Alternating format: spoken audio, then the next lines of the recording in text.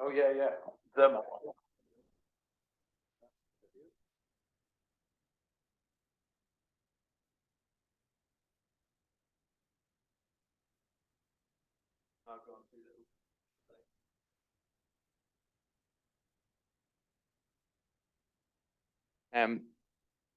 hi. That's better. I'm just going to confuse the camera by alternating. Is that really annoying? If I sit and stand and sit and stand just for badness?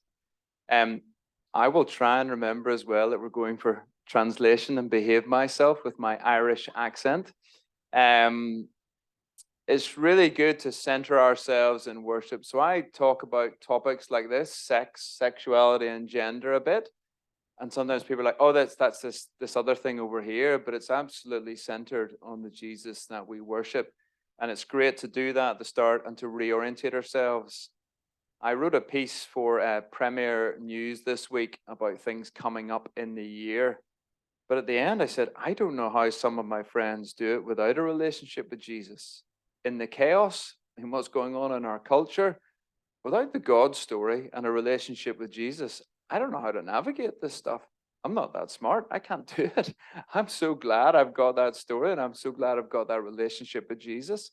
And I actually think that's what makes this so interesting as a topic or a set of topics, because I think it is challenging our culture. And I think our culture is going, actually, this isn't working out so well. This kind of playing around with sex and sexuality and gender isn't really working for us.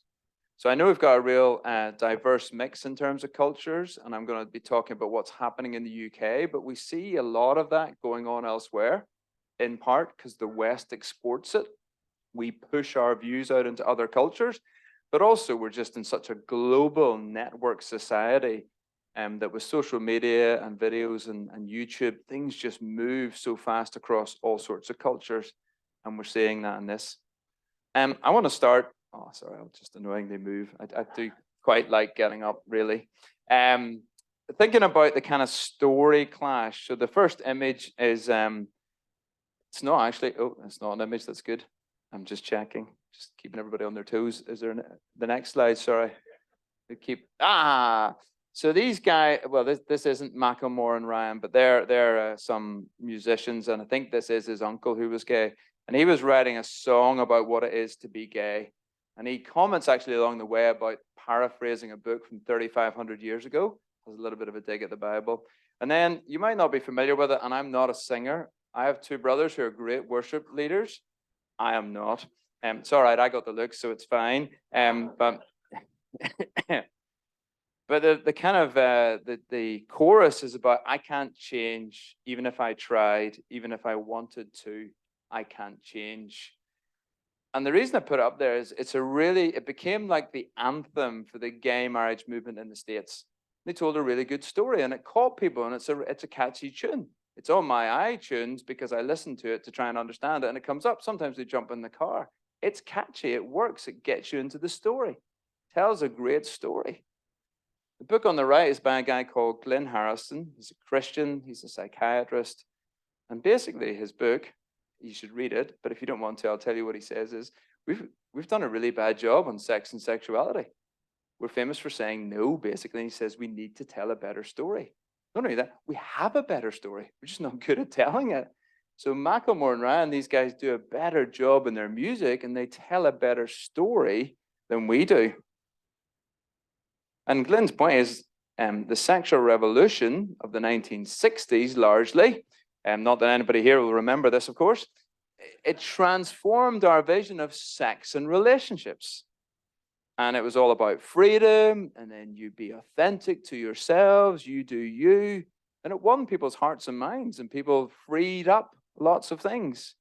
And Christians tended to get a bit defensive and say, no, no, no, no. And we didn't really offer a compelling vision. We just said, not that. And it promised, I think I might have said this last week, more sex and more happiness, and delivered on neither. People are having less sex and they're less happy with the sex that they're having. It's maybe not what you expect to hear in a church, but I thought I'd just tell you that. That is the evidence. Because there's a lady, Louise Perry. She's a feminist, she's not a Christian, and she's written a book called The Case Against the Sexual Revolution. It's brilliant. She says it failed women. It told women to act more like men. And what it did was basically it gave us a much more pornified culture, so a lot more pornography, a hookup culture, that you should hook up with somebody but not have any feelings for them. It's led to fewer marriages, and it's led to fewer births, and it's led to fewer long-term relationships. And basically she says this works for men, but it doesn't work for women, but it's been sold as the way ahead. The sexual revolution basically told half the population to act like the other half of the population, and the irresponsible half largely at that. So I hope that kind of makes sense. So she's going, this thing doesn't work. It's failed. And then I think we need to do better articulating our vision. And so last session, we looked a little bit at three things. I can't remember if they're on the next slide. Sure, have a bash. No, they're not. It's fine. I'm coming to that next. I talked about secularism. You put an ism on the end of the word and it makes you look smarter than you really are, just by the way. But by secularism, we said, look, that's the rejection of belief in God, pushing back and pushing God out of public life. And then we talked about individualism. It's all about me. So if you get rid of God, you say, well, I'm the boss. I'm in charge. Curious to know what comes up for that. I'm the boss. But anyway, that's good. And then what we're in now is this kind of what they call a postmodern culture. You have your truth. Phil has his truth. I've got my truth. I'll pick Nathaniel, the only other person I know. I can't find him. He has his truth. Where's he gone? And that works at the start. But then you're like, really? We can't have three different truths? Did we sing that song or did we not? Did that guy say that or did he not? The post-truth world gets really weird. Did 1 million people turn up at Donald Trump's election or the inauguration or whatever? Did he win the last election? No, you can't have 2, 3 different versions. That doesn't work. So I want to then reflect a little more on the next slide now that I'm ready for it and remember what's coming. Okay, so let's look at, we're trying to bite off 2 big topics. Only a madman or an Irishman would try this, okay? So we're doing a little bit on sex and sexuality, and every now and again I'll stop. And you can look right now at the person beside you and think, gosh, did I make a mistake? Because I'm going to ask you to maybe do a minute of chat to the person beside you. You're like, is he really going to make us talk about sex and sexuality to that? Yes. So if it's your spouse, you're maybe either happy or not happy. Who knows? Let's not go there. And then at the end, don't worry, I run away and Phil and Emma pick up all the problems of anything I said. So that's the good news for me. But we're going to look a little bit at sex and sexuality, and we're going to look a little bit at more sex and gender. Confusingly, in English, we use sex in 2 different ways. Yeah, you like that? So there's the act of sex, linked more to sexuality, and then there's sex, male and female, more closely linked with gender. So we're confusing people for sure. And then I do all of that with an Irish accent just to really help. Okay, so I want to look, there's kind of 5 key places in the Bible where it talks about sexuality, I want to suggest. And Genesis is always the foundation for me. Everybody is made in the image of God. Everyone's a divine image bearer. We're made in the image of a relational God who is at his center, Father, Son, and Holy Spirit. So we are made as relational people. We are wired for relationships. It's how we're made to be. And right at the start, God sets a framework for that relationship. The Bible opens with a marriage text in Genesis 2. A man will leave his mother and his father and go to be with his wife, and the 2 will become one flesh. I remember talking to a friend who was gay, and he was a Christian guy, and he said to me, where would you make the argument around this issue? And I said, we were talking about something else that was kind of slightly caught off guard. And I said, well, Genesis. And he said, what do you mean? And I said, Genesis 2, in this text, a man leaves his mother and his father. This is the framework for what relationships look like. Marriage, family, extended family, nation are beginning to be set out. He's like, oh. I said, why? And he goes, I thought you'd go to Leviticus or to Romans. And he said, if you did that, I would have argued with you. I said, yes, you might, but I'm a lawyer, and I think I still would have beaten you. But the point was, he was wanting to go to those very specific texts and get into a real argument around them. And I was like, no, I think it sets out this really big framework. He said, that's the one text I don't really want to get into with you. I don't know what to do with that. basically conceded that's the text. That's the defining one for me. And it sets up this image of marriage. And I said it last week. We open with marriage. We end with marriage in Revelation, where Jesus, Christ comes down, the bride for his church. And there's this constant story of marriage throughout the Bible. A marriage of two different people, Christ and the church, male and female. The analogy is constantly used. A marriage that is fruitful. It gives birth to mission in the church. You know, it's very clear to me repeatedly what marriage means, male and female. We do have other texts in Genesis. We have the story in Genesis 19 around Lot and the visit to Sodom, where we get that word from. I don't think it's particularly relevant in the best passage around this.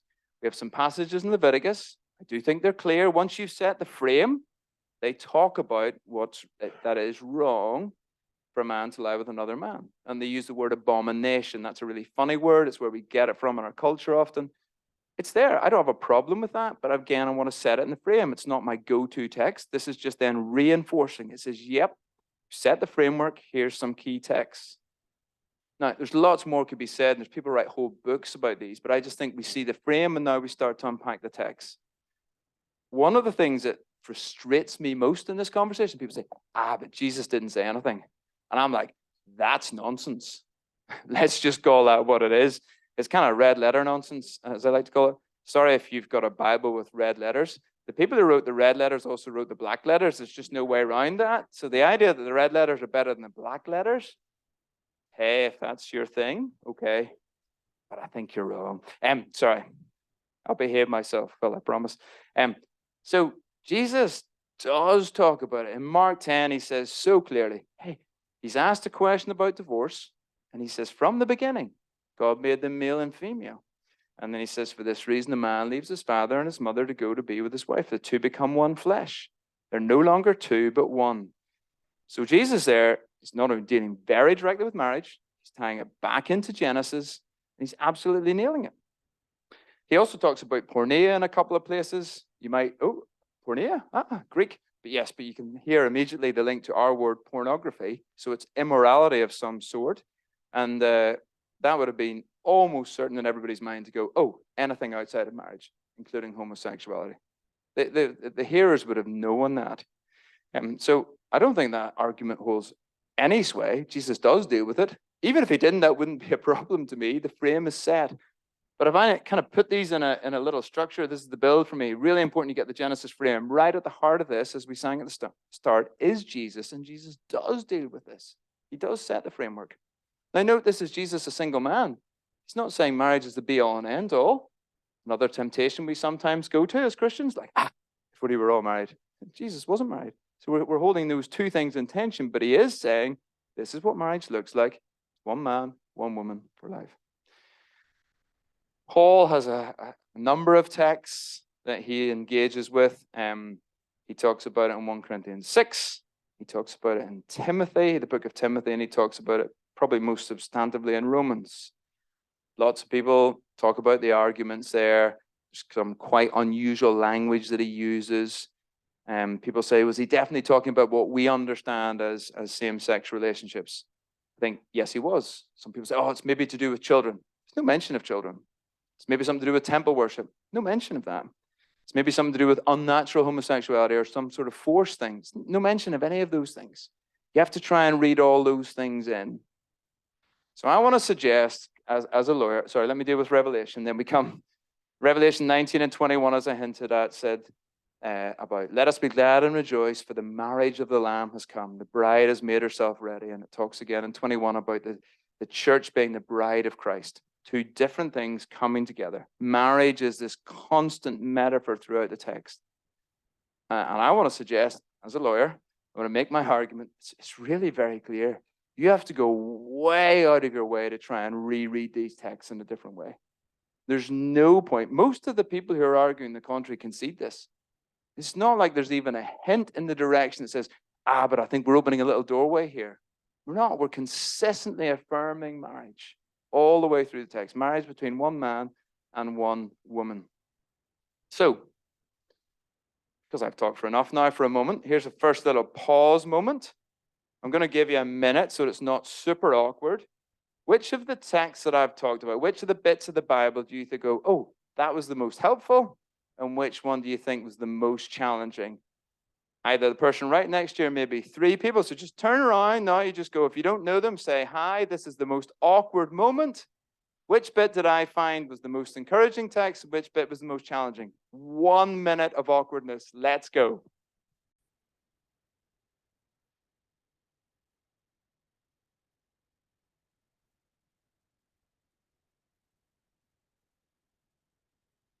All right, 3, 2, 1. Brilliant. Okay, so we're just keep these little kind of buzz bits short at certain times in case you're an introvert like me. I really am an introvert and I really don't like these moments unless I'm in charge of them. Okay, next, I think there might be a slide. We're going to look just a little bit about behavior and orientation. This might be something you're kind of thinking about. So I want to say this because the Bible is really clear about homosexual behavior, same-sex behavior, and much less so about orientation. Because sometimes people say, what do you think about gay people or being gay? And you're like, oh, well, that what do you mean by that? We need to be a little clearer in our terms. I think there's an important distinction. Being homosexual, being same-sex attracted, that's very different than acting out on it. We all have control over our actions. And so what the Bible is really clear about is that same-sex practice, actions, are wrong, and it does say that, and it condemns that kind of behavior. We need to just maybe be a little careful of our language as to how we engage the gay community, the lesbian and gay community, because there are lots of Christians, and if we put this up, I think hopefully the next slide has some different stories about how this piece is engaged with. Piece on the left is Lady Vicky Beeching. She was a worship leader. And her story was probably raised in kind of evangelical circles, maybe like some of you are familiar with.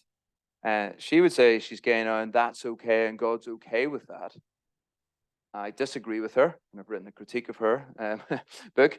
But on the right, we have a book, A War of Loves. Really interesting book, if this is something you or somebody you know is wrestling with. So David Bennett, who wrote that, was raised and grew up as a gay activist, and then had a pretty radical encounter with Jesus in a pub. And this lady came and said, can I talk to you about Jesus? He said, oh, you don't understand, I'm gay. That's not going to work. She's like, can I just pray with you? And so he has this encounter moment, and then he's wrestling. He writes really quite awkwardly in the book. I've got to know David a bit, and I told him this is the most awkward thing I read, as he continues with his boyfriend going to church, and I'm like, I struggle with that bit. But he journeys as the church slowly disciples him and says, that's not going to fly. But they don't say that day one. Like for many of us, there's stuff we have to wrestle through.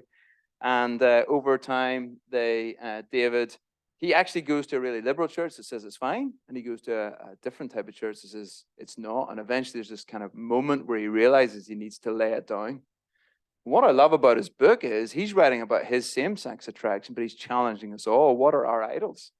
We all have idols. He said we all need to lay stuff down. That's his call, and he talks about it.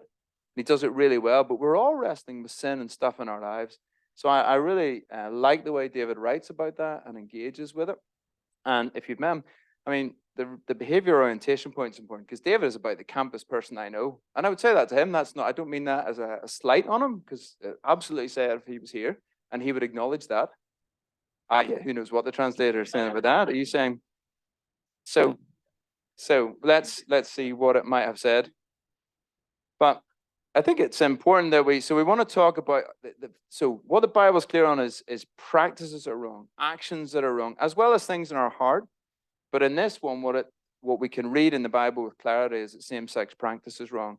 And there are quite a number of Christians. Let's see, go flick through. Well, this is Jackie Hill Perry on the top left. Good, gay girl, good God. Real kind of rap artist in the States, who was a lesbian and then has now married to a man and had a radical encounter with God. The contrast, somebody like Jane Ozanne, who'll come up in synod in the next few weeks if you follow the Church of England politics at all, and is very much saying, no, I'm gay and I'm fine. And I disagree with Jane and have had a long form interview that you can watch online of Jane and I disagreeing around that. I said, I don't think that's the biblical approach. And I think that's really important. You've seen maybe some census data come out this week. So interestingly, 1.5% of the population is lesbian and gay. 1.3% is bisexual. That's probably the biggest growth area. That's the most ambiguous within the community. You may know some of the history is that generally the G's in the LGBT is the gay men, and they were often seen by others as pretty dominant, kind of fairly misogynistic group. The lesbians associated to get rights at the start because they were much weaker just as a group, smaller in number, not as powerful.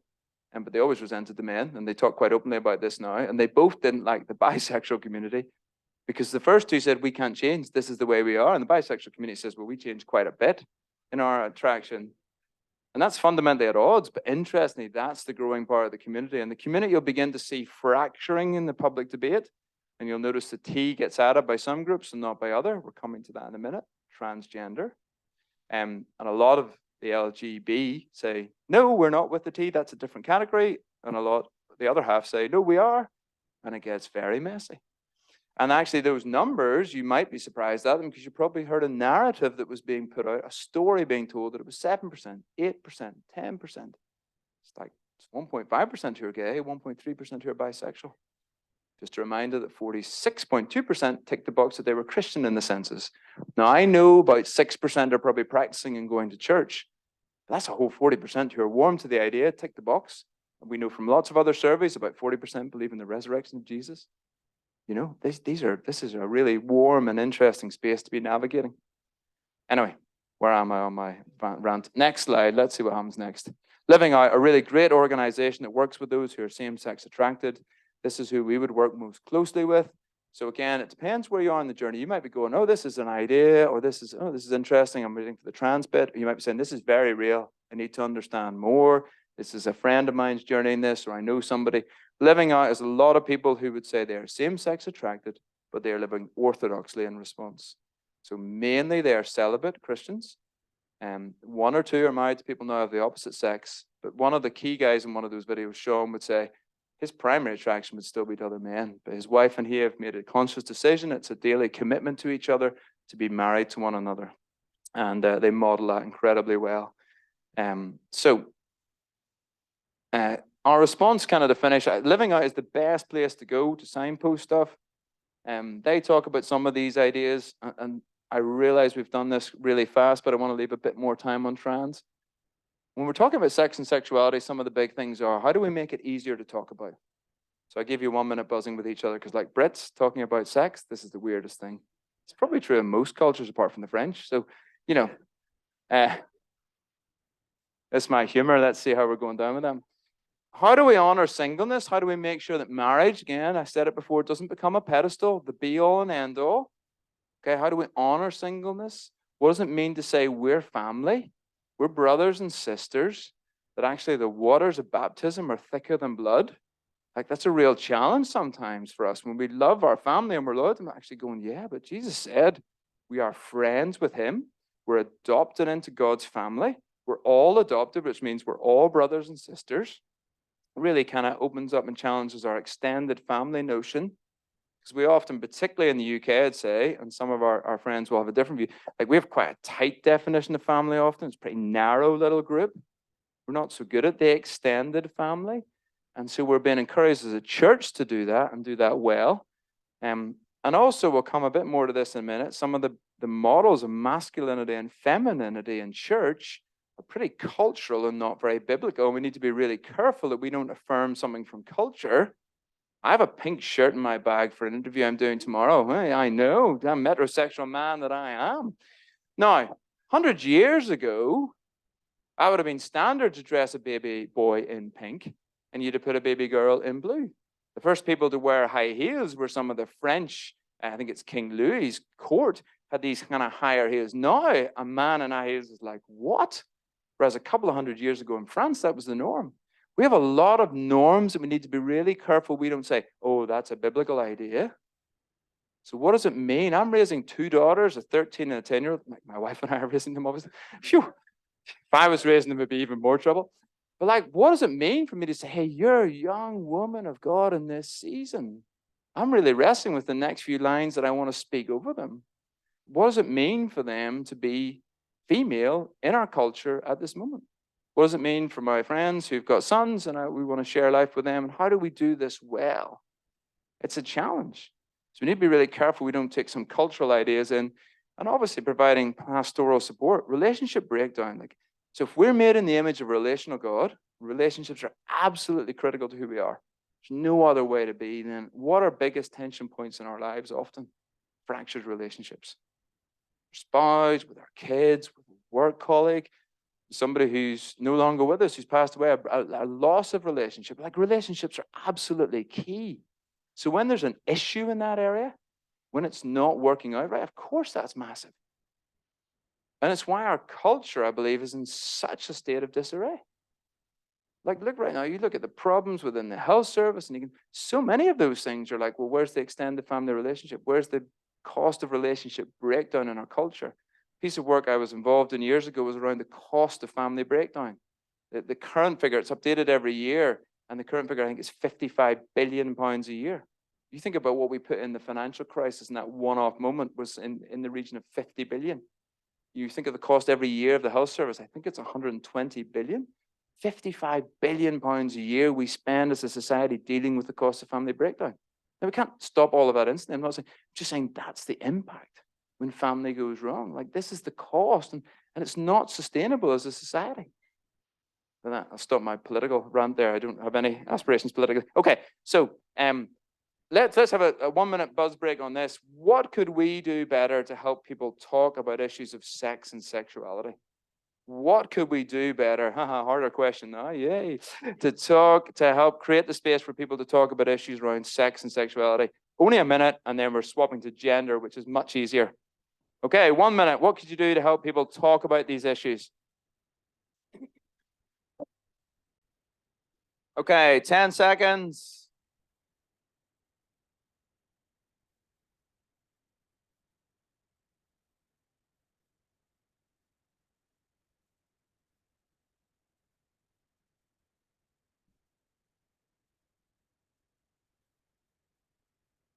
Okay, 3, 2, 1.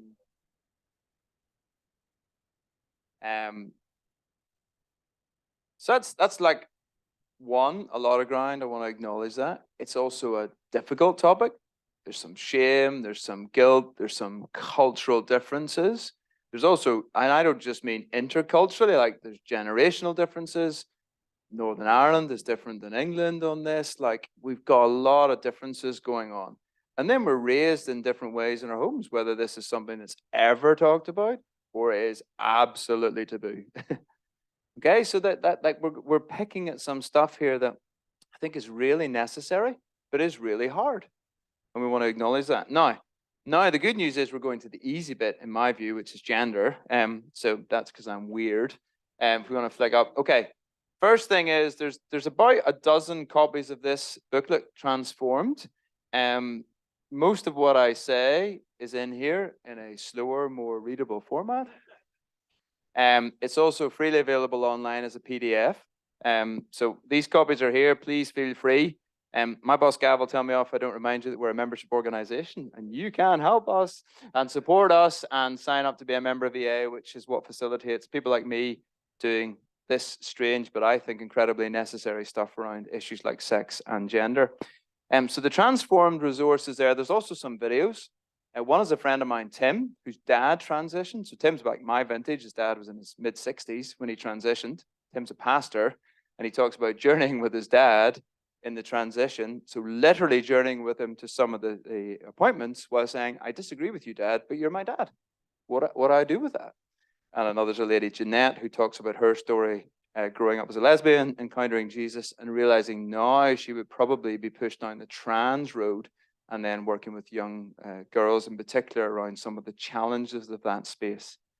So we're going to talk about gender and transgender in particular. Let's see what comes up next in the picture, and then I'll talk to it. Yes, it is Leah Thomas. Okay, so Leah Thomas is the swimmer over here on the left, just checking as I turn around.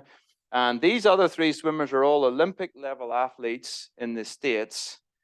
So Leah transitioned from being a male to a female and competed in the female category.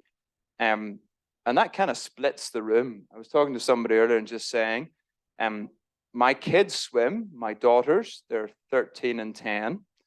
And at a swim club meet, this lady, another parent, kind of sidled over to me and said, I don't agree with all your tweets, open brackets, almost certainly sexuality, close brackets.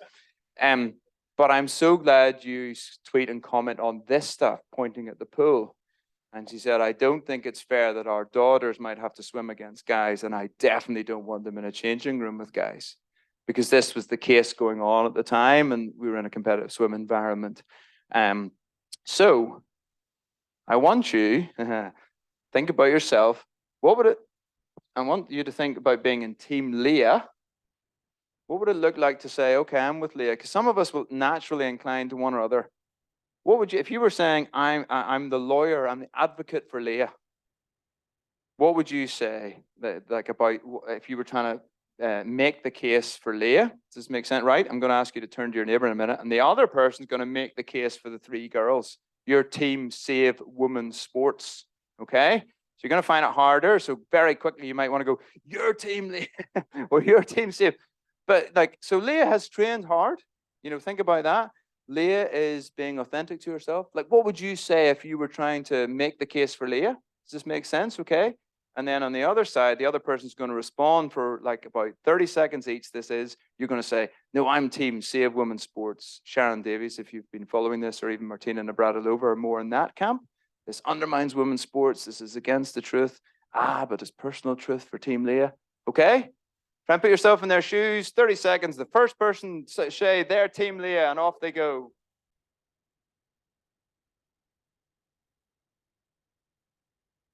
Okay.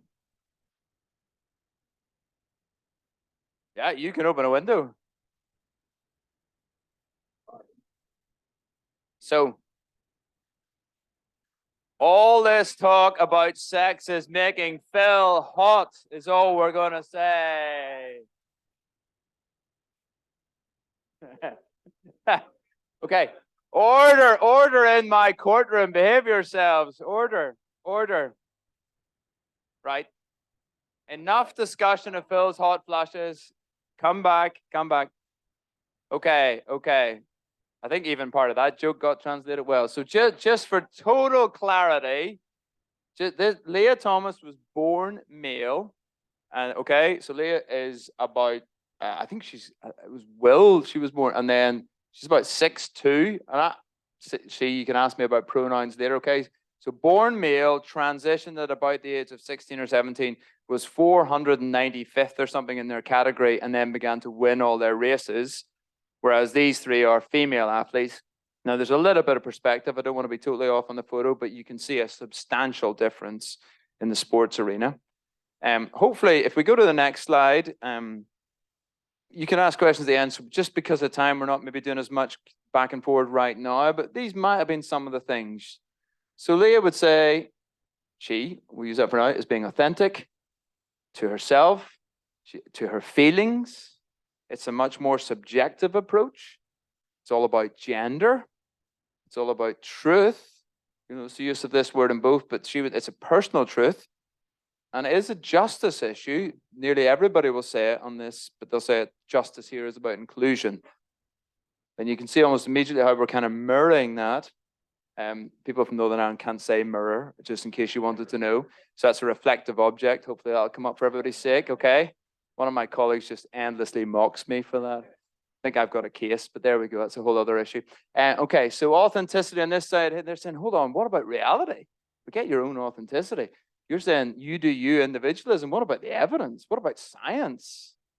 Objectivity, not subjectivity. Biological sex is important, not gender. Truth. But you see the way truth's got, we have to put something in front of truth almost to clarify it. Oh, you've got your truth. It's Nathaniel again, it's his problem and it's Phil's problem. Maybe we've all got our own truths in this moment. No, there's an empirical. Surely there's an actual objective truth here. And justice is fairness. What's fair for sport rather than justice is inclusion. So hopefully I'm doing that just to provoke, because sometimes it's really easy to go, oh, I've got a view on that, or that's a problem. It gets a bit more complicated when you try and put yourself in the other person's shoes a little bit, because a lot of the debate out there kind of meanders between these ideas, jumps about a little bit. So let me say a few more things around this. Let's see what happens next. I just looked at the slides. This lady, you might be able to see at the very top, is J.K. Rowling. So she's the author of the Harry Potter books. And she has become something of a kind of social media, it depends on what you say, pariah star. She's kind of split the room. So if you follow this at all, you'll know she's become very kind of clear that she is pro-woman.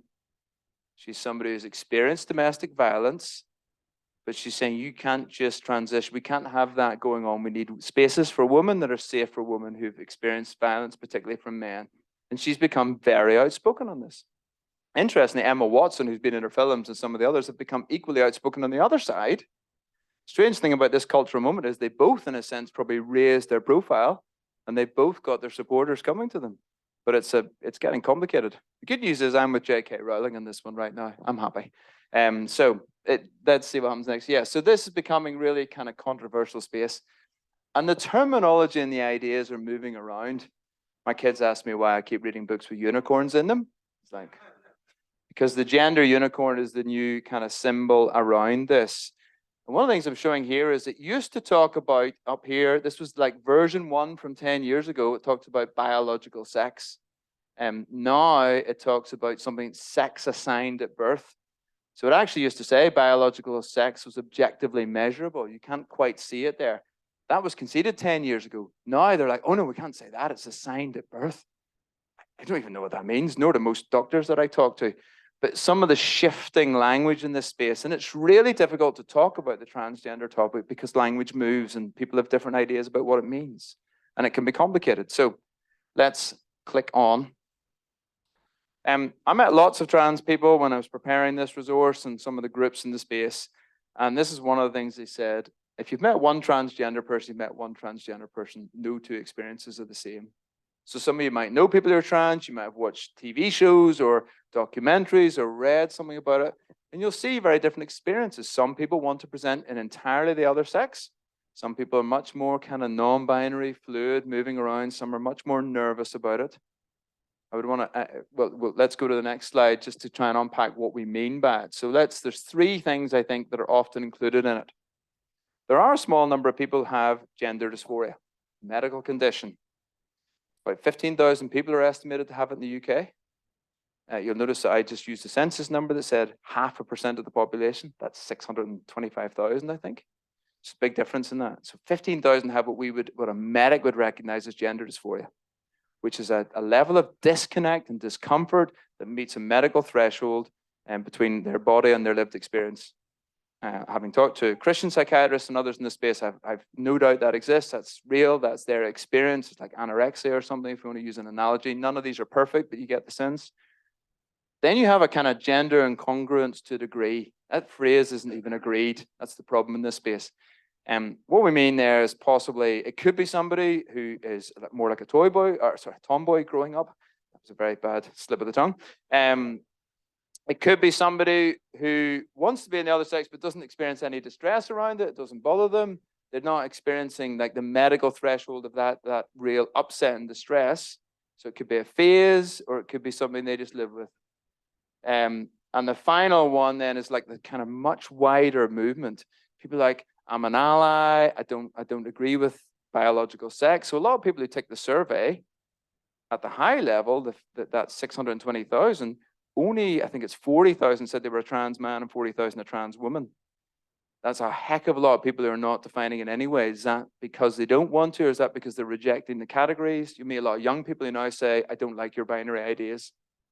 And it's weird and it's confusing, because for trans to exist, you have to say I'm born in the wrong body. But lots of people say I don't like the binary. So if you don't like the binary, why don't you just say I'm a guy who likes pink shirts? What is it about being in the wrong body that you want to be like? And you'll notice that lots of people who transition, and one of the people who's been criticized a lot for this is Bruce Caitlyn Jenner, present in a very stereotyped female way. So if you know, Bruce Jenner was an Olympic decathlete, part of the famous Kardashian gang, so everybody knows about. And he transitioned in his 60s, maybe. But he presented on the cover of Vogue in a very sultry pose, low-cut dress, a very like particular stereotyped way of what it is to be female. And there's a lot of pushback and critique from feminists going, what's that? That's not a woman. That's a particular, almost sexualized object. So there's a real challenge around even the language. So you go from the 15,000 with the medical condition to potentially the 620,000 on the census who are much less clear about what's going on in their world and what that means. That makes it very hard to talk about. I have huge sympathy for those with gender dysphoria. It's freaked out by the rate of technical jargon I'm using with an Irish accent.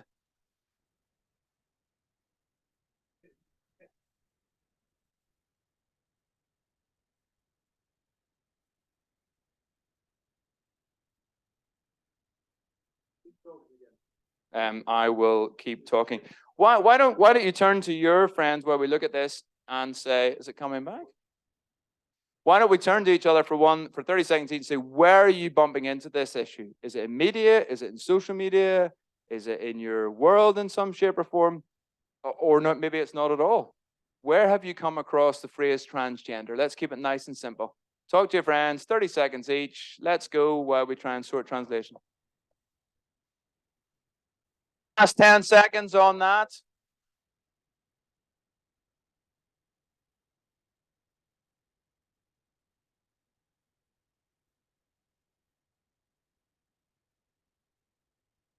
Okay, 5, 4, 3, 2, 1.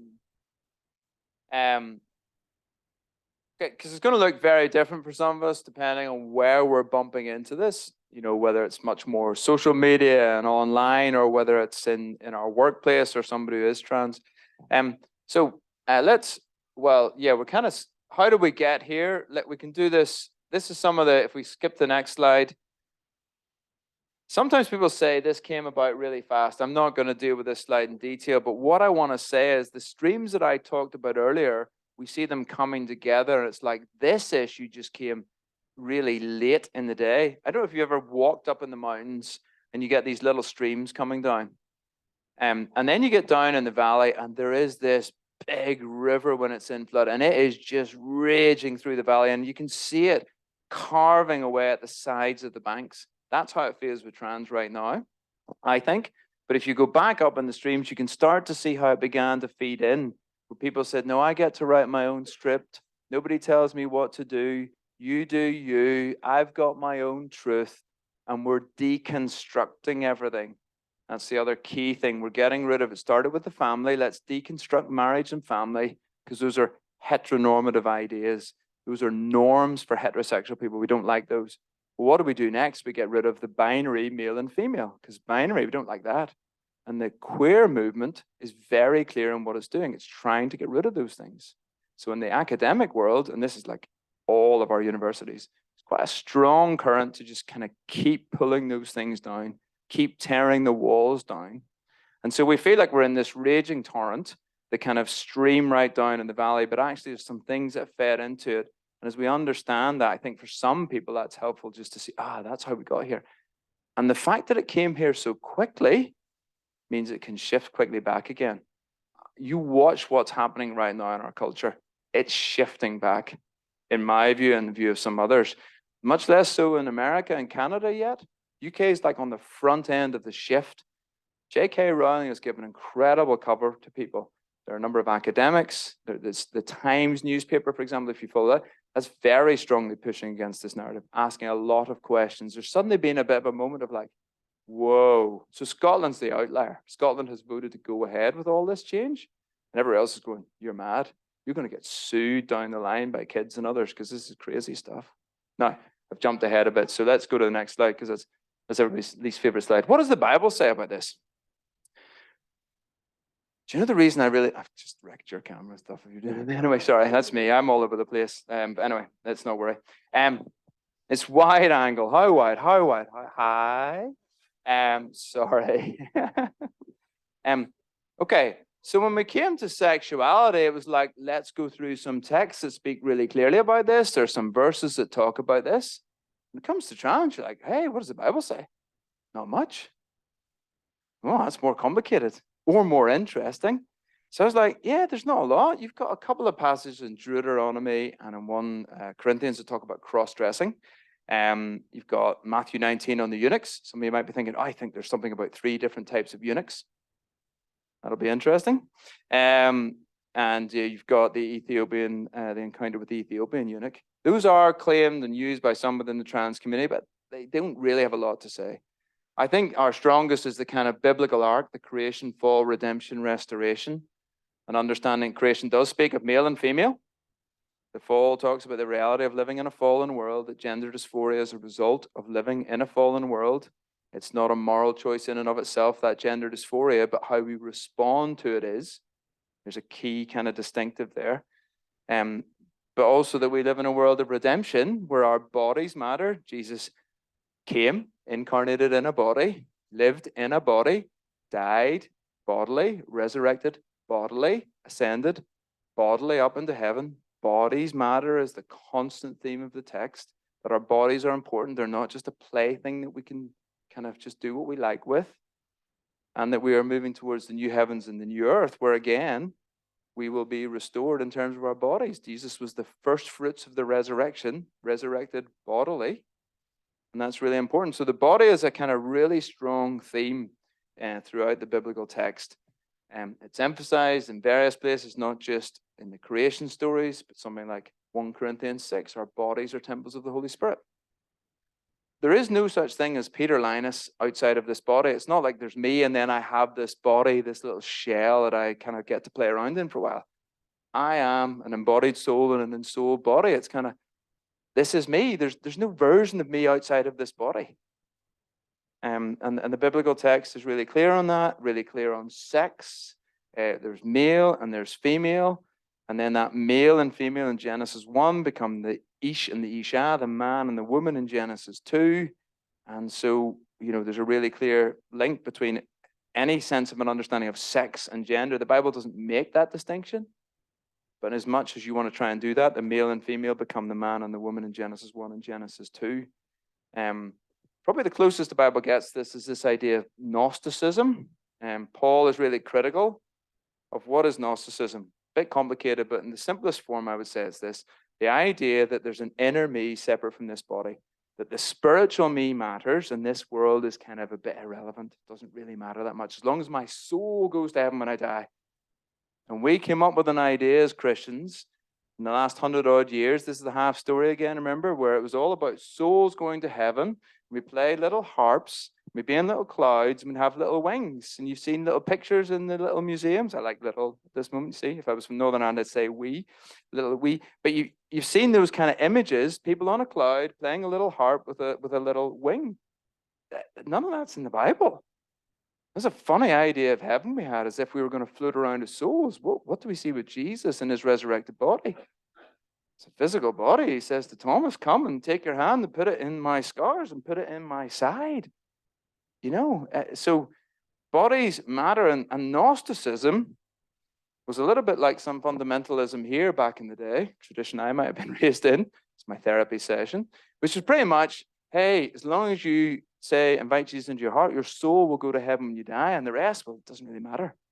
I pick on my poor dad. At this moment, he used to drive along and eat his chips and his fish and chips, and then he'd just throw the rubbish out the window. Because this world was going to be burned up, he thought, and his soul was going to heaven when he died. And he was a fine Christian man who I loved dearly, and we had to beat some sense into him. Not literally, as his kids, we had to say, look, Dad, no. You're wrong, and you can't just throw your rubbish out the window. That's not what we do. But it was rooted in a theology that said it's only the soul that matters, and the body's kind of irrelevant. There's a little bit of that in Christianity we need to be really careful about, because the Bible says, no, this body matters. And that old view, my dad's view, was actually quite close to some of the trans community. This shell doesn't really matter. I can do what I like. I'm going to get operations. I'm going to change it because the inner me is the real me. Now, that's not in the Bible. We don't get that idea. So I like this trans and thinking about it from a Christian perspective, because you can't just proof text. You can't just pick out these two verses and go, ha-ha, ta-da, it's done. Do a little bit of theology, like words about God, thinking about it a bit more. It's good. It's hard. Wrecks our brains, but I like that. Maybe I'm weird. Hey, but so I think it challenges us a bit more, and we do say a bit more about that in there. I ultimately still think the Bible is as clear on this, just requires a little bit more thinking and processing it through. So Listen, let's quickly finish up because I can see everybody's energy is drifting, which is understandable. We'll skip that. A couple of things and skip that, which is like pastorally, how do we respond? What does it look like? Jesus at the well, I love his encounter with the woman at the well, John chapter 4. So Jesus is out in the middle of the day where he's not supposed to be, and he meets a woman, and he's not supposed to meet a woman. You culturally don't meet a woman at a well. It's a bit risky, a bit edgy. Shouldn't be doing that. And she was a woman from a different culture. You definitely weren't supposed to be doing that. But he has this lovely, compassionate encounter with her. They have this wonderful conversation, chatting with each other, and then they're having this lovely engagement. And then Jesus says to her, they have this whole thing about the water in the well, and he talks about water that will bring her life. And then he says about her husband. You can probably sense if you're reading it, you're like, it's probably this kind of nervous shifting. She goes, well, I don't have a husband. He says, you're right. The man, you've had 5 husbands, and the man you're with is not your husband. And there's an integrity moment in that encounter. Jesus manages to navigate and kind of just get to the heart of the issue. And so she goes off and says, come and see a man who's told me everything I've ever done. She brings the whole town to come and see him. And they have this wonderful redemptive encounter. Now, Jesus is Jesus. Jesus is doing like in an hour. Well, it'll probably take us weeks and months. But he's still setting the frame as to how we would do it. We would engage compassionately. And we have to get to a point where we have an integrity conversation. We have to have some tough conversations with people about their sex lives and their relationships, or about their gender and about how they're presenting. We might have to ask some tough questions. It's going to be difficult. It is a challenge. But we're going to have to do it because we ultimately always want these to be redemptive conversations. That's what all of this is about. So let's try. That's just one last thing I want to say to finish. If we skip ahead, so we'll skip this into this. It's this slide here. This is children and young people for me is the other pinch point. We talked about women's sport. There's a bit of data up there, but let me just summarize it. The rates are going way up. They started quite small. So if you're a mathematician, you know it's very easy to get from 100 to 1,000% increase if it goes up quickly like that. But the age of referrals has gone up, and there's been a shift. So let me put it this way. If I summarize all that data, if you told me 5 years ago somebody turned up at the transgender clinic in the UK, I would say they would be on average male, born male, looking to transition to female. They'd be about 6 or 7 years old, and they wouldn't go through with it. They're too young to, and 80% who present at that age don't go through. If you told me somebody turned up at the clinic yesterday, statistically, the chances are they were born female, different, okay, looking to transition to be a male. They would be about 13 or 14, way older, and there was an 80% chance they would go through with it because they're old enough to start to make the moves. They can exclude the parents from the conversation. They're further on, and they're in an internet community probably. Big shift. 5-year-old male not going through with it. 13-year-old female going through with it. That's the massive shift. If that happened in any other area of life, we would go, big red flag, let's do loads of research, let's check out why. What's the one thing you can't do on this? Challenge it, engage in it. There's a shift happening, but that's the concern. I am really concerned because I just think that's not true. That's not quite right. These people are genuinely coming and believing that's what's going on, but they have been shaped by the cultural waters. That couldn't have happened 5 years ago. They are swimming in literally an online stream and feed that is telling them this is the way to be. This is what you need to do. And there's a recognized condition, rapid onset gender dysphoria. It only happens essentially to teenage, middle class, largely white girls. It's because they get into an online community that tells them this is what you do. Speak to psychiatrists and they tell me they know to turn up and say they're having suicidal thoughts, and they just bypass their system and go through.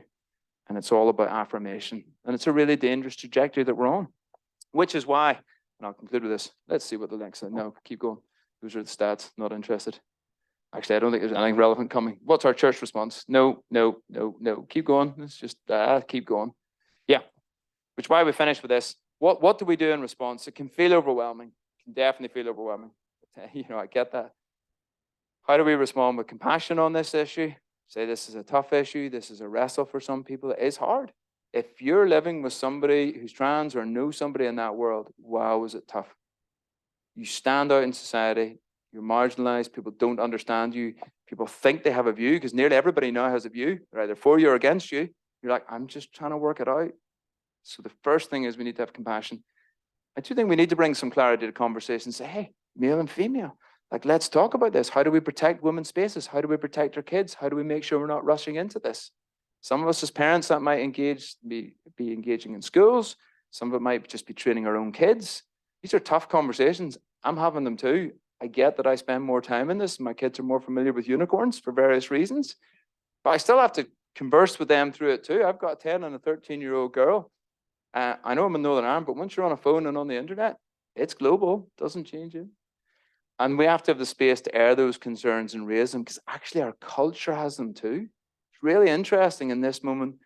I think it's one of the most missional moments to be around, because the questions on the gender conversation are massive. Our culture doesn't know what a woman is. What is the gotcha question to ask a politician right now? What is a woman? Keir Starmer doesn't want to answer it. And I'm not just picking on him, but he's the kind of known one. We can't answer what is a woman as a culture. But let me just provoke you a little bit and say, can you do any better? Can you answer what a woman is? Do you just go to a biological answer? Have we got something more to say? Like, it's a good challenge. Like, what do I tell my daughters? Is it a biological answer, or can I say something really affirming of what it is to be a young woman or a young man today who follows Jesus in our culture? What's the distinctive? What do we want to say about that? It's actually tough, but it's a great place to be. If somebody told me the conversations in your culture are going to be on identity and on relationships and our purpose in life, I'd have said, oh man, give me that every day of the week. That's what the Bible's all about. Who we are as image bearers and called to follow Jesus, that we're relational beings at our core. And this is where our culture wants to hold the conversation. Now, I get it's scary. I get it's overwhelming. In some moments, it feels like the culture is winning this one. But let me just remind you, we're playing a football match. We are 10-1 up, 10-0 up, arguably, and they've just scored one goal and we're panicking. There's 2 minutes left to play. No, I don't want to sound arrogant, but can I remind you that Jesus has conquered death? Like, can I remind you the big story that we're in as well? I get it feels overwhelming. I live this quite a lot most days. I do get the sense of overwhelmingness, but I also think this is one of the most interesting spaces to slow down, talk to our young people, think about ourselves, and narrate something incredibly positive about what a relationship with Jesus looks like. And then the frame and the model that he's given that actually cuts through so much of the nonsense in our culture. I'm so sorry if that was a kind of overwhelming amount of information. I'm happy to either take questions, Q&A, engage. I'm going to look to Phil for a bit of a steer. While he's thinking, let me just pray a moment, just so we kind of pause and just take that in.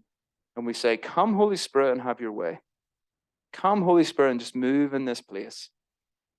There's a lot of information going on, but actually each of us are processing a different bit of that. And you're working in our hearts, Father. Just come and have your way in our hearts. Soften us when we need to be softened. Strengthen us when we need to be strengthened. Maybe help us to think of somebody or some area of our lives that we need to reflect on. Let's take David Bennett's challenge. What do we need to lay down that's related to this? Maybe we're carrying some guilt and shame. Maybe we're just being encouraged by the Father to release that now, to hand that over to him. He's not coming to condemn us like the woman at the well. He's coming to forgive us, to release us, to heal us, to restore us. Nearly all of us are going to be carrying some level of sexual brokenness. That is the reality of the culture that we're in. Come, Holy Spirit, and have your way with us now. Come and restore what needs to be restored. Your grace and in your mercy. Come. Come. Just sit in that space for a moment, and then I'm going to ask Bill to come and kind of steward our kind of final bit of our time together.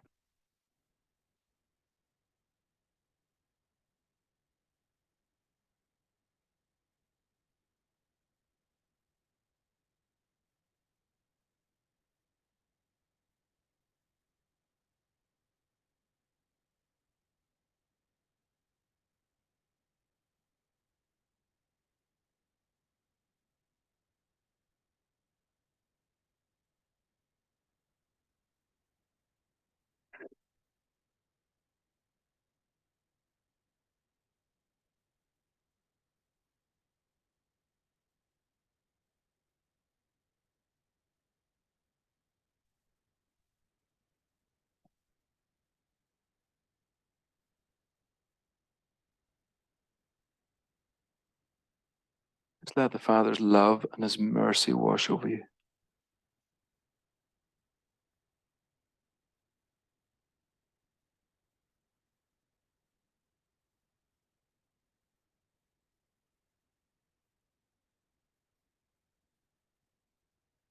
He wants to take some of that guilt and some of that shame that some people are feeling. He's like, it's not he wants to. He says, I've already taken that. I've dealt with that. Just come and feel the warm embrace of the Father.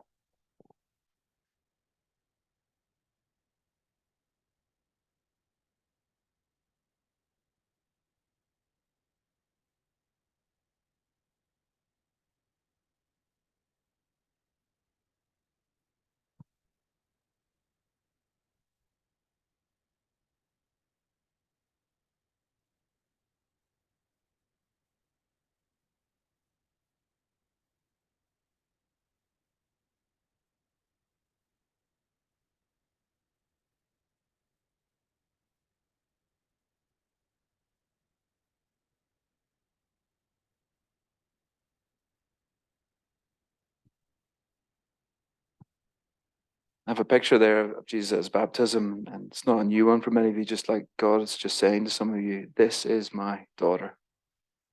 This is my son. There's absolutely nothing you could have done or that has been done to you that can exclude you from him. Nothing. He just wants to say over you, you are my daughter. You are my son. You've been adopted into his family.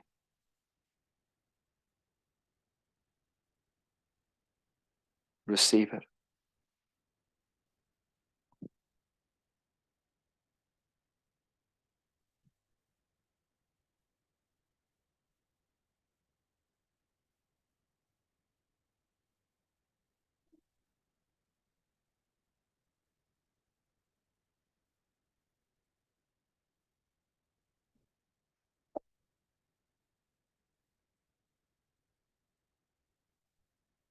So, Father, strip away anything that was unhelpful or distracting and just anchor us back to you as we did at the start. Just center us back in Jesus. Because in the kind of chaos of this cultural moment, you spoke order in Genesis. Into the emptiness, you spoke life.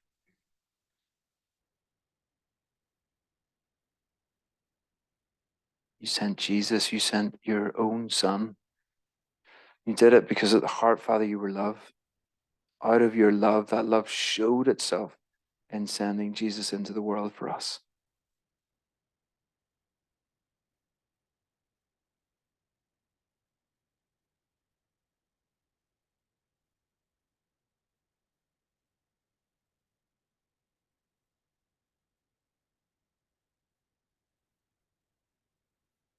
The Father's just running with arms open wide to welcome us in.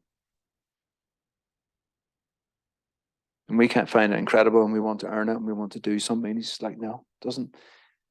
I've done it all. All you need to do is accept it.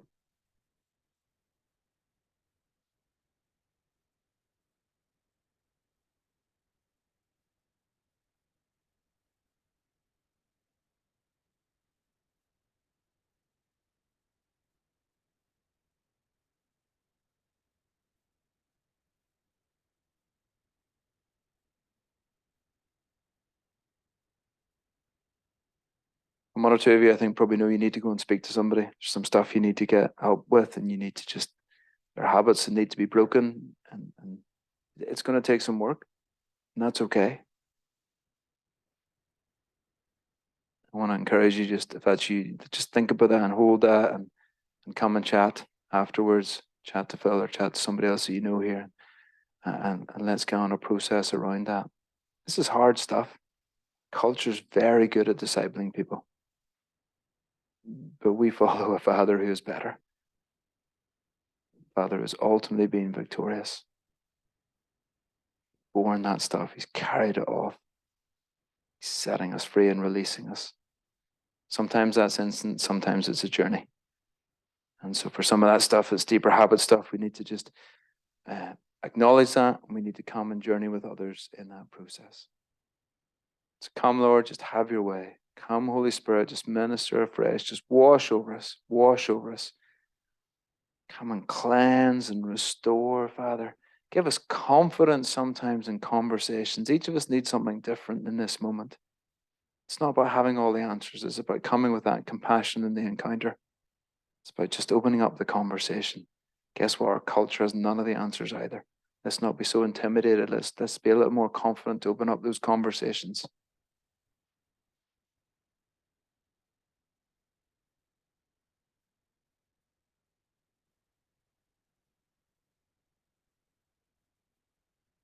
Thank you, Father.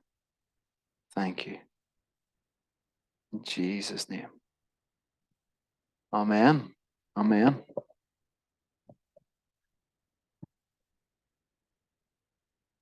I don't certainly want to lose that kind of moment of what the Lord's doing, but has anybody got any questions, any burning questions that you want to ask now? Yes. Do you want to shout it out and then I can?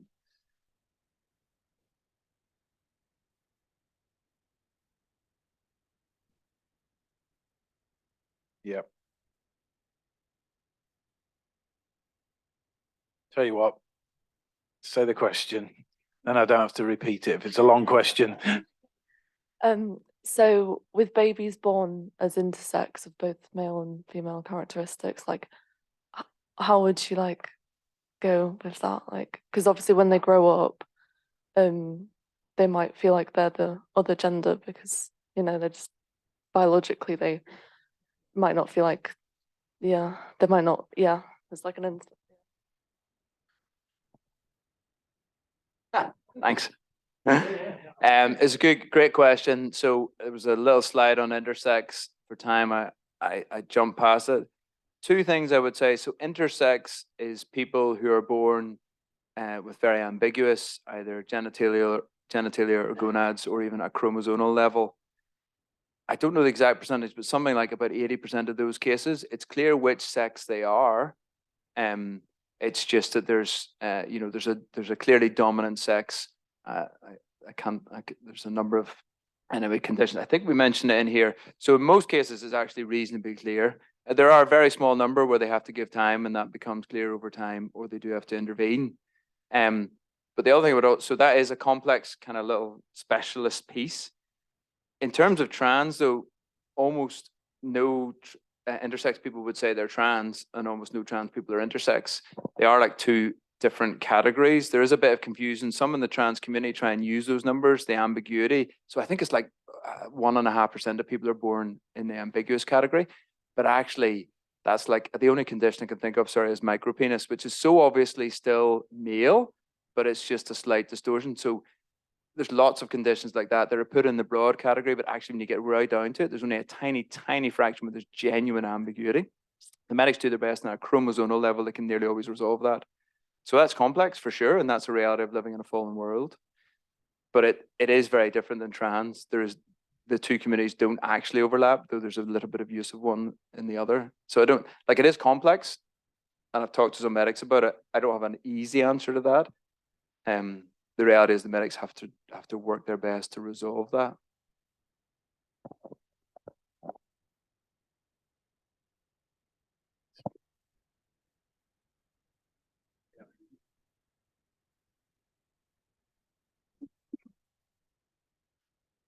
What would you say to a homosexual Christian who knows his Bible and knows the text? He would say of the Leviticus text, oh, this applies to the degraded pagan cultures in which there were male and female prostitutes in the temples, which we know from the time and the Bible. And he would say of the Pauline text that applied to the degenerate Greco-Roman culture where homosexuality was rife, highly promiscuous. But these texts don't apply to long-term loving relationships. So that is the kind of approach he would have.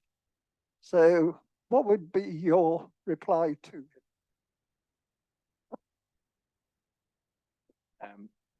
Respectfully, I would say they're wrong.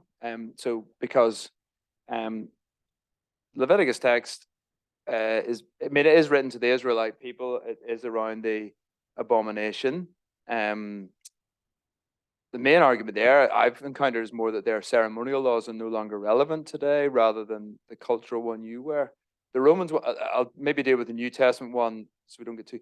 I mean, I probably just briefly mention it. I mean, some of the counter arguments in Romans that it's either temple prostitution, or it's children, or it's the unnatural, or it's a forced nature.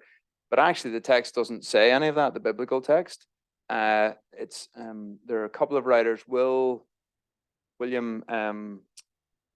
women, slaves, and homosexuals. He talks about whether there's a trajectory at all. So, in short, I don't think the texts are dealing with what that person would be claiming. That's it. They don't at any point give license for that. And secondly, there's absolutely no positive trajectory. None of the text can be read in a positive way to say there is this. At every point, we're trying to re-narrate something back into them. And finally, I'd say, remember my frames, which I think are really important, the Genesis and the Revelation frame. Those frames are absolutely critical. The text below that, Leviticus and Romans, to me are kind of secondary. Now, I say that very respect. I don't mean unimportant. Once you've set the frame that says it's male, female, and that the marriage metaphor is used throughout the text, I think to try and re-narrate the others every time is really problematic. There are a couple of scholars who've done great work on Robert Gagnon's the other one who's gone through every one of those texts in a lot more detail than I have had time to. And I'm absolutely persuaded by them that these cultural arguments just don't hold water. They don't. The Greco-Roman world did know of loving same-sex relationships. I think most writers now accept that that was a phenomenon that was there. So that did exist. Paul is critiquing those not abusive relationships. And that's just simply not in the text. The argument's made, I think the frame, there's just no way, no matter how, at every point they're trying to take 6 or 8 texts and try and unpick every one of them one at a time. But it doesn't work for me. The frame sets it. And I could do that with anything else. A good lawyer can always try. But you've come with the wrong attitude. I would say now you've brought your ideas to the text, not your question. But the question you bring is, maybe behave, Peter, behave. But we're doing what I would call eisegesis. We're bringing ideas into the text and now trying to make it fit what we already think. If you just read it in its plain terms, I don't think it goes anywhere close to what you're saying. But those two authors would be the better ones to deal with it more substantively.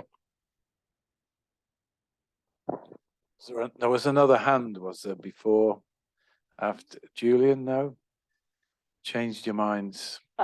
Okay, Olivia. Do we allow second questions? No, go on, Olivia. Go on.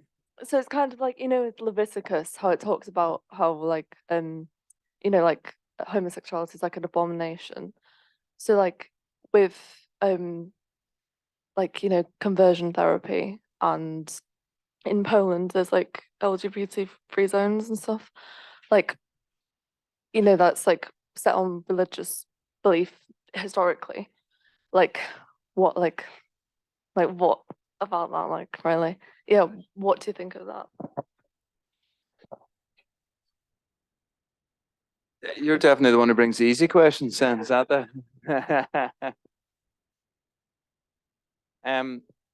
So I think there's a couple of bits to your question. One is, I don't think we've done a very good job as Christians sometimes of telling our story well and putting language around it.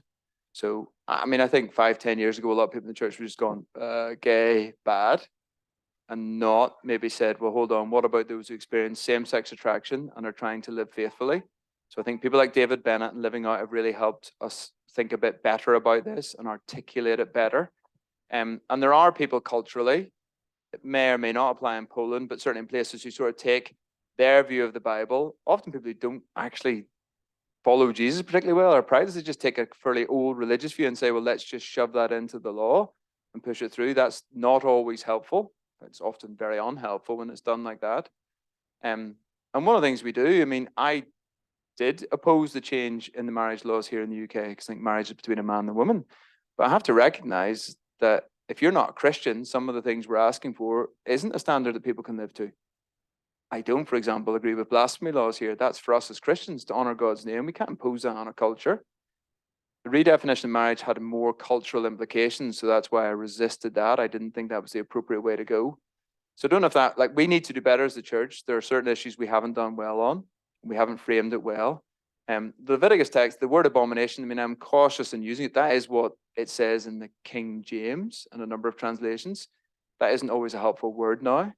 But I do want to be clear, I don't have a problem saying it's sinful. Stephen Fry is really interesting in a podcast. He talks about the 7 deadly sins. Stephen Fry is a fairly well-known atheist. But he said, the problem with the world is me. Not me, Peter Lynas, by the way, it was him. So I agreed. But he said, we have this problem. We don't like talking about sin. There's things that are wrong in the world, and we have a word for it, the word sin, but we don't like the word sins. We try and make up other stuff and say, oh, I'm just being true to myself. And whatever. He goes, why don't we just call it sin? Like, yes, Stephen, I actually agree with you. You know, so I'm not afraid to do that.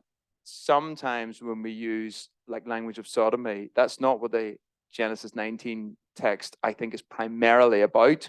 So we need to be careful. Our culture linked that to the word sodomy in a maybe unhelpful way. That's actually about a forced rape encounter. That's a different thing we want to talk about. So I think that's going to your question. We need to be a little careful about our language and how we do it. We can do a lot better. But let me finish with this. I think we need to articulate a much more positive vision too. The Bible has a really clear positive vision of relationships and marriage. When we get on the defensive and get sidetracked sometimes into the kind of slightly negative, don't do this. That's fine. We need to do that. But we also need to spend a lot more time on the positive. Every one of us in a set of relationships, a lot of those will have a sexual element to them at some point. Let's talk well about what that looks like and let's deal with it properly and well. It would be my final summary, as that might be the last question. Thank you. I think probably some will need to go, and I'm sure Peter will hang around for a few minutes. He's got to shoot down to Birmingham tonight, but can we just express our thanks? I think it's been absolutely excellent.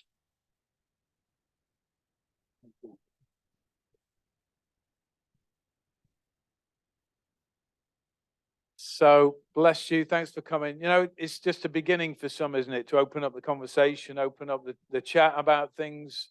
So yeah, let's keep talking. Let's keep asking questions, and let's keep dialoguing with each other. So bless you. Peter's here. If you want to grab him quickly, metaphorically, then that's good.